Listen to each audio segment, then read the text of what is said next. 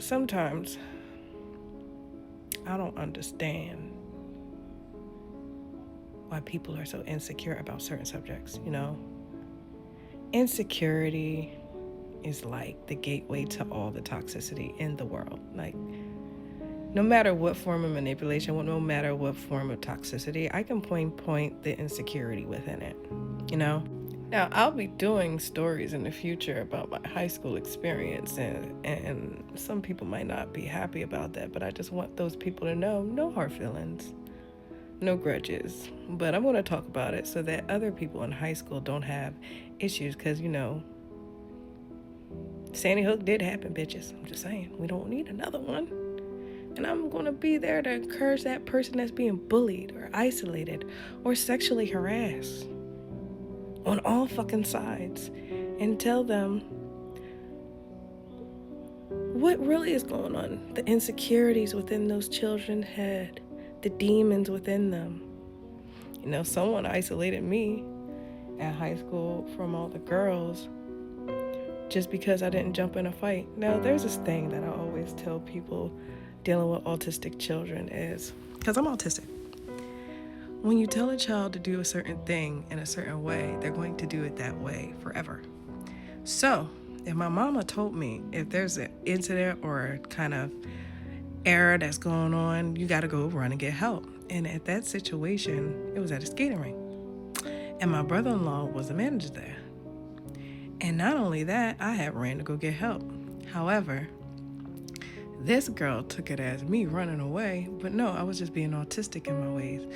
And she made this big thing about it. She called me and said her mom wanted to unalive me. And I was like, that's absolutely makes no sense. Her mom was a drunk. It seems to be. I'm just saying, she seemed kind of drunk. Maybe I'm wrong. Maybe I read too and more into it. But, I'm pretty sure that girl grew up to be a female narcissist. Because the way she went with that whole thing, you would have thought I stabbed her in the back when she was fighting the girl. Because this way that I seen it is, I only known you for a month? I took you to the movies and you said I had to pay for you. Then you get into these egregious fights with people and I don't even know what the heck is going on. So I'm going to go run and get help because I don't know what the whole full story is.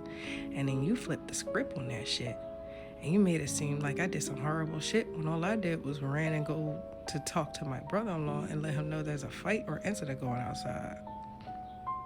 But I will admit that moment where we was at the math class together, all of us, and the girls wouldn't talk to me and nobody would talk to me in that class, I felt very good passing that test and not telling any of you motherfuckers how to pass the test because y'all was some insecure motherfuckers. Why would y'all help y'all bitches? Why would I help y'all? And to the bitch that see me at graduation was like, what are you doing here? Yeah, I got kicked out, but I manipulated all those fucking adults because of what y'all bitches did. If y'all hadn't done what y'all did, I wouldn't have been able to manipulate myself into homeschooling and still graduate. So feel guilty, bitches. Let me give you some ideas of what some of these motherfuckers did. One boy put lotion in his hand, put it on my face and said it was semen. Not a very good experience. Other boys cornered me in rooms, taking their private parts out. I did nothing. I backed the fuck out. Y'all weird. Y'all was weird in school. And then one egregious one would just show, when phones first came out, this man just was disgusting. He would show his private parts to all the girls, and I'd be like, no, I don't want to see that.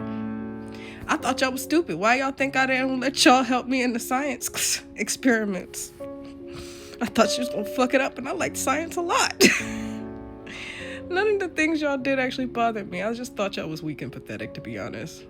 So I just distanced myself from y'all bullshit. Until that one day I pushed the fucking table in the lunchroom. I forgot to take my meds that day, y'all.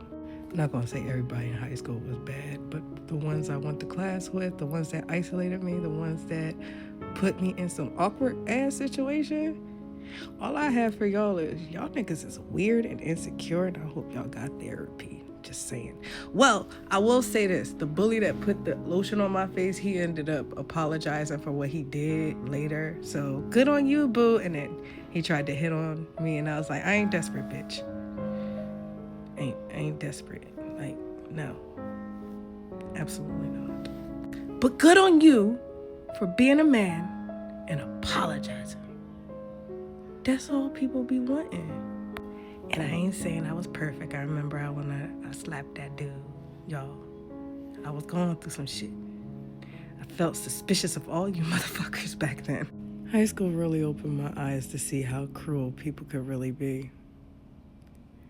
And how insecure they are. But we're going to break every single action down. And we're going to break down all your insecurities. We're going to break down probably why you did that shit. Okay, guys? This is going to be a fun roller coaster, ain't it? Because I got a long memory. Remember, IQ of 159. Meaning, actually, my father, he was a principal. And he had a photographic memory. And I think I got a little piece of that. It's not photographic where I can read a book and remember everything from it because I got dyslexia, but it's like, bitch, no, that's not what happened. You said this, that, third, and everything else. And then this happened. I will remember everything. And it's going to be fun. Remember, y'all, God loves you, and I love you too. So if you're being bullied in high school, just know they're insecure, pathetic people. Don't worry about it. They probably have a worse whole life than you. Just saying.